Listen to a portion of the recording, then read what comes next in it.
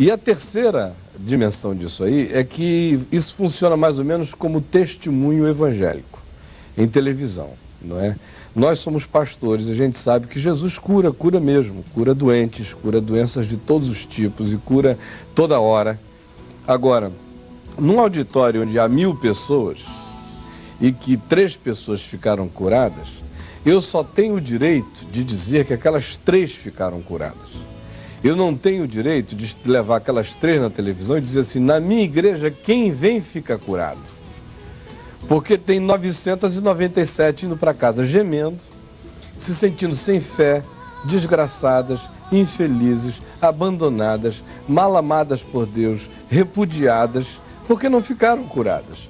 E a gente parece que não lê o que Jesus disse, olha, nos dias do profeta Elias havia muitas viúvas em Israel, mas foi uma em Serepta que Deus escolheu para realizar a cura.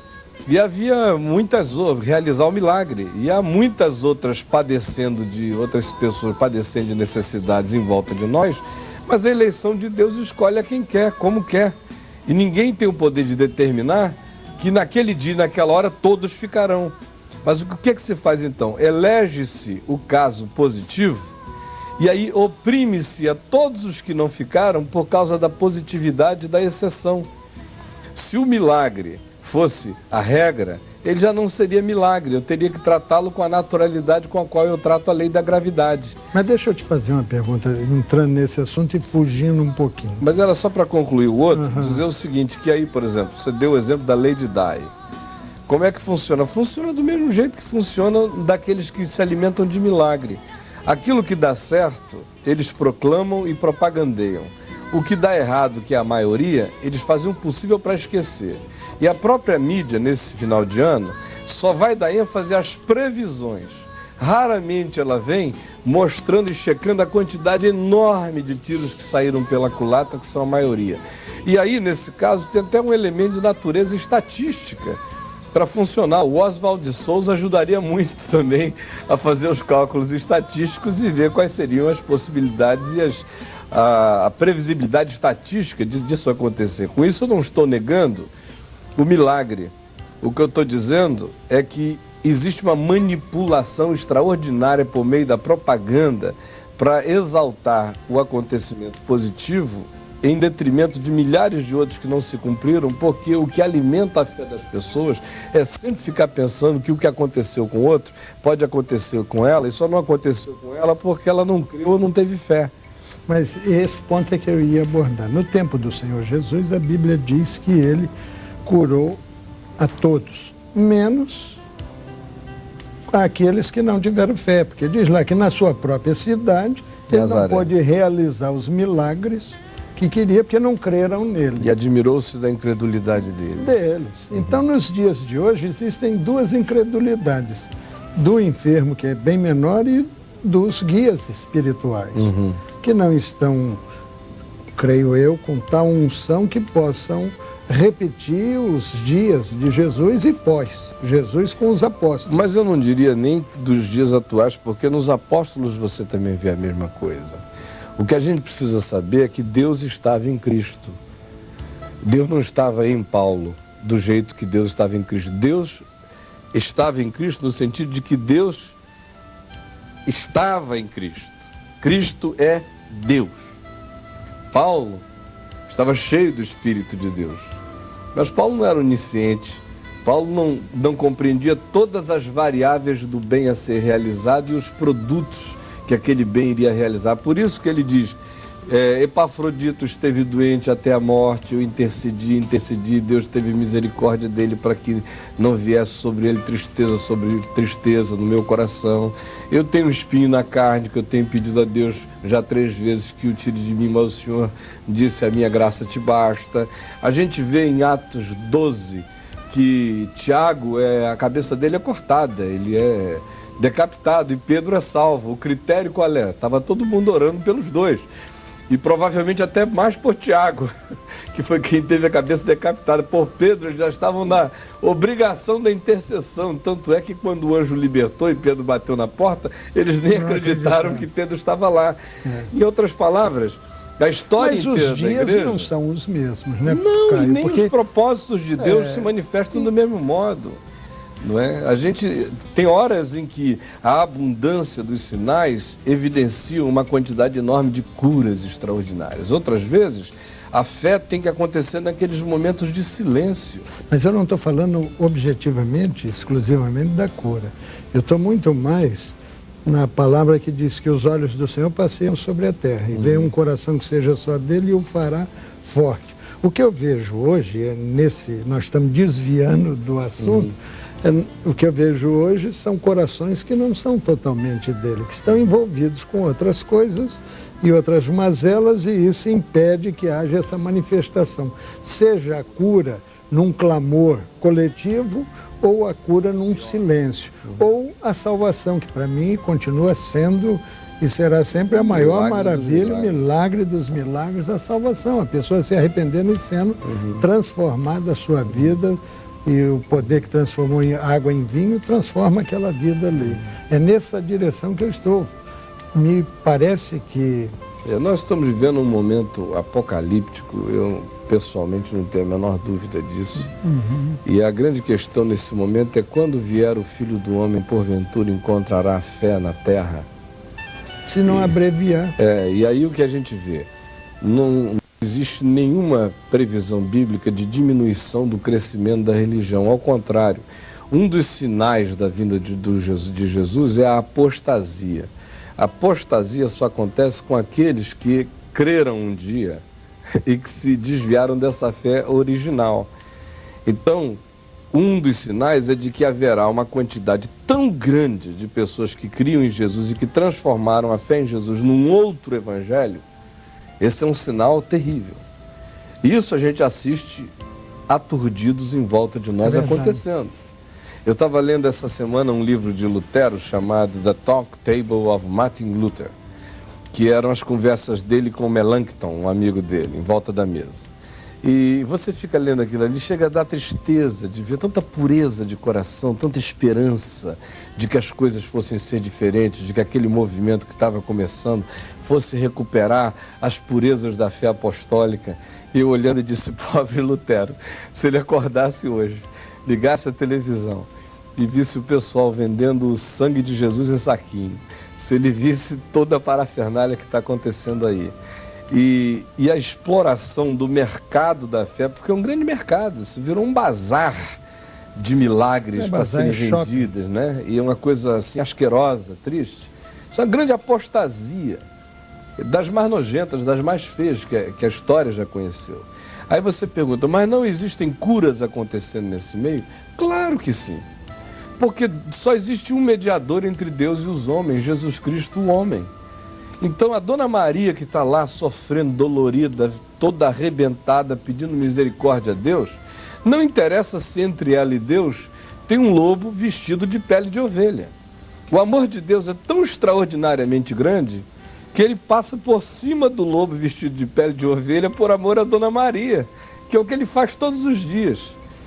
E esse é que é um amor extraordinário, é o amor do Deus de Oséias, que fez Oséias ter que colocar sementes na varanda de Gomer, enquanto ela se prostituía com os homens lá dentro, para de manhã cedo ela abrir a porta e pensar que tinham sido os seus amantes que lhe fizeram aquele favor. E o Senhor dizendo: assim como Israel, que se prostitui com os Baalins, pensando que são eles que abrem as sementes, que dão a chuva, que fazem os milagres acontecer, sem saber que sou eu, mas ele consegue ser também esse amante na surdina, por causa da fidelidade a ele mesmo, ao seu amor.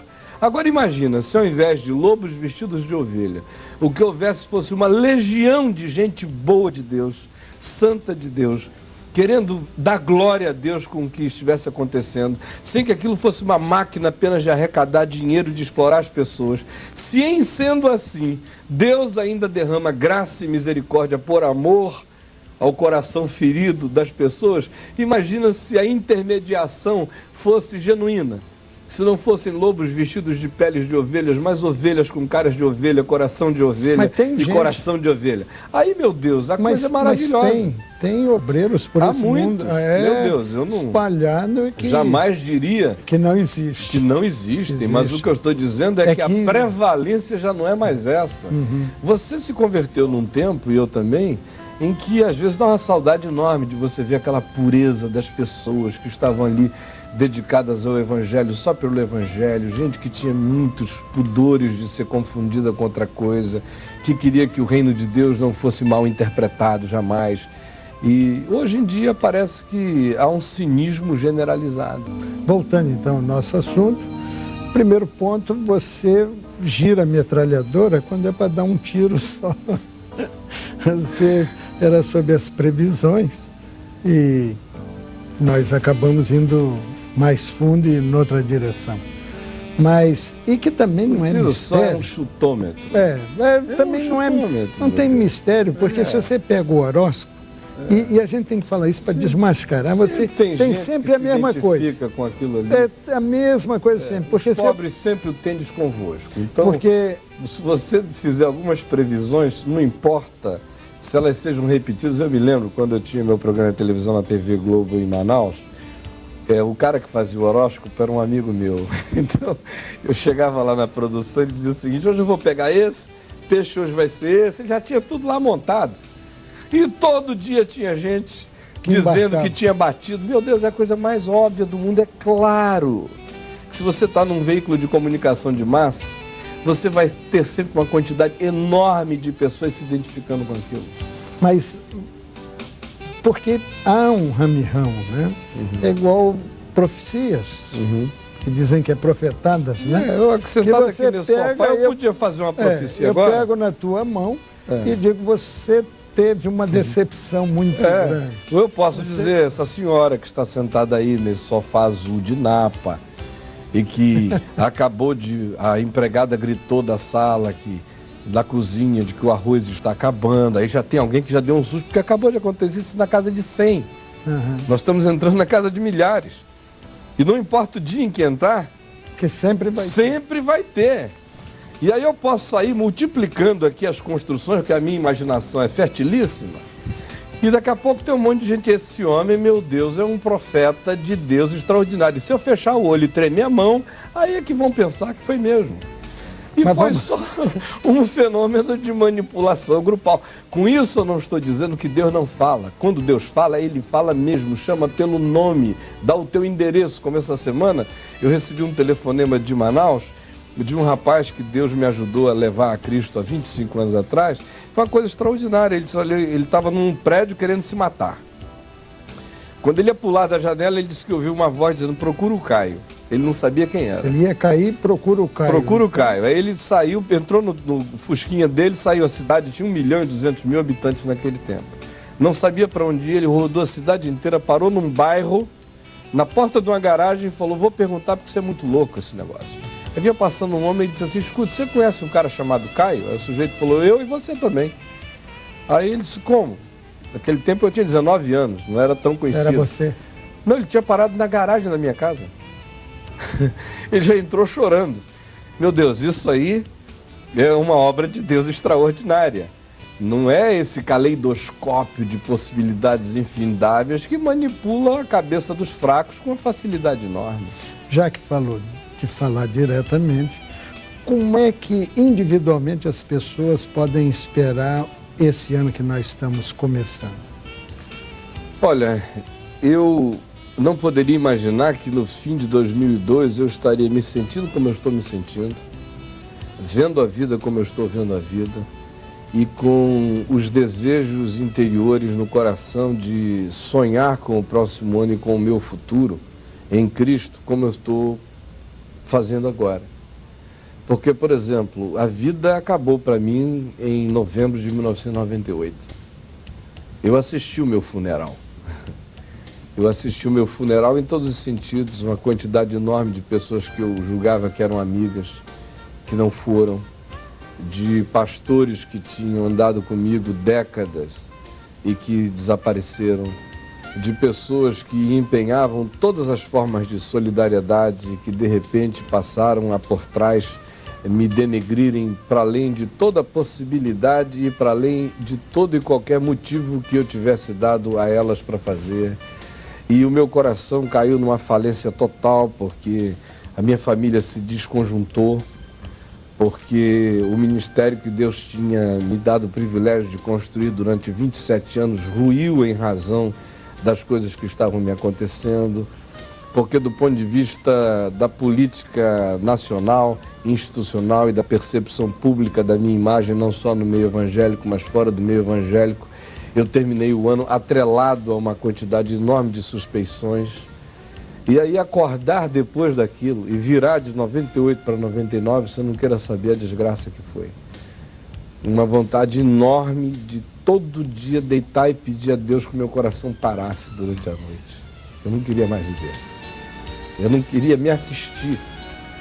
É horrível você assistir ao seu funeral de cor presente e você vivo. Então, eu estou aqui hoje, na virada de 2002 para 2003, para dizer que as misericórdias do Senhor são a causa de não sermos consumidos. Que se a gente esquecer as coisas que para trás ficam e prosseguir para aquelas que diante de nós estão, se a gente não se equivocar quanto ao fato de que o prêmio da soberana vocação de Deus em Cristo Jesus para nós não são conquistas terrenas, no horizonte imediato, não são aquelas coisas que se materializam diante de nós e que os outros veem e que os outros aplaudem ou não, mas são as grandes realizações do Espírito de Deus no nosso ser, forjando em nós um ser humano melhor, mais consciente, mais dele, mais tratado, mais quebrantado, mais desenganado, mais desiludido, mais verdadeiro, menos suscetível às vaidades, menos na mão dos fluxos de poder para lá e para cá. Essas são as grandes conquistas. Então hoje, eu estou falando com você que porventura viveu um ano muito difícil, está olhando para o ano que vem assim sem nenhuma perspectiva. Eu quero te dizer que eu estive morto e revivi, me senti perdido e fui achado. E quando eu cheguei em casa, meu pai tinha matado não um cabrito, mas era o sangue do cordeiro que estava sendo servido para animar a festa do perdão, da graça e da misericórdia. E a vida pode recomeçar. Então hoje o que eu quero dizer a você é: foque toda a sua fé no fato de que em Jesus todos os dias são dias chamados hoje. Nosso problema é que a gente fica sempre lidando com essa referência de passado e de futuro. O passado já irremediavelmente passou. E aí ele nos coloca dentro de duas perspectivas. Se foi bom e hoje já não é bom, ele se transforma em algo profundamente envenenador com o poder da nostalgia e da depressão. Se foi ruim, gera em nós uma vergonha calamitosa que drena as energias para que você se reanime, levante e comece a fazer alguma coisa. E o futuro é intangível, não existe, não está presente. O único dia que existe, que é dia de salvação, que é dia de oportunidade, que é dia de decisão, que é dia de Deus para a minha vida, é o dia chamado hoje. E agora, é a única realidade com a qual eu disponho, é esse dia de graça. Só que, na nossa consciência, parece que na maioria das vezes a gente fica sempre profetizando para o futuro. Será? A profecia de Deus não é para o futuro, é para hoje. Hoje é dia de ouvir a voz, hoje é dia de salvação, hoje é dia de decisão. E enquanto a gente não entende isso, a gente só posterga, a gente só adia, a gente só prolonga, a gente só usa o futuro como álibi, o passado como desculpa e nada muda na vida da gente agora. Então o que eu teria a dizer às pessoas é: não espere nem o ano novo chegar. O ano fica novo todo dia, quando a gente se levanta naquele dia dizendo: esse é um dia novo para mim. O calendário da alma da gente não tem que respeitar as viradas de ano do calendário cronológico da história humana. Nós somos pessoas que já passamos da morte para a vida, por isso nós já estamos vivendo em outro calendário. É uma coisa extraordinária. O meu pai, a cada dia eu me apaixono mais por ele. Ele já passou mesmo, ele está assim, em outra dimensão. A sensação que você tem de que o tempo, o espaço, tudo isso assim, perderam muito daquela importância nervosa que ainda tem para nós, né? Ele está presente em tudo, curte tudo, alegre, constrói, faz e tal. Mas essa semana e já no último mês, 3 vezes ele me liga e diz: meu filho, eu estou esperando muito que a sua irmã mais nova consiga um emprego melhor para ela se estabilizar, porque você sabe, né, que há 6 meses atrás o Senhor me levou até o 3º céu e eu ouvi coisas, meu filho. Paulo estava enganado. Ele disse que eram coisas que não era lícito aos homens referir. Não é que não é lícito aos homens referir, são irreferíveis. A gente não tem palavras para comunicar. Então eu sou alucinado para chegar a minha hora de eu conhecer como eu também sou conhecido. E ele quase toda vez que fala comigo, ele está falando nisso aí. E eu fico olhando para aquilo, ao mesmo tempo em que o Natal para ele existe, o Ano Novo ele curte com alegria. Eu vou passar as férias lá com ele na floresta, ele fica igual um menino encantado, ele me fala dos passarinhos, dos fenômenos naturais, de tudo que está vindo em volta. Ele não fugiu da terra. Mas o coração dele já não está em Cronos, já não está nessa cronologia, já está numa outra dimensão. E quanto mais a gente puder viver nessa outra dimensão, participando do mundo presente, menos escravo a gente fica das viradas de folhinha, das desgraças que acontecem, das perdas e de tudo mais. E existe dentro de nós automaticamente uma energia nova para chamar cada dia de dia chamado hoje. Não vai ter mais tempo, porque acabou. E nós vamos dizendo ao telespectador que, sem dúvida alguma, o Senhor te abençoe e te guarde. Amém. O Senhor te dê a paz. Ele é maravilhoso. Ele é o príncipe da paz. E nesse ano novo você possa estar caminhando na certeza de que Ele está contigo. Amém. Até o próximo programa, se Deus permitir.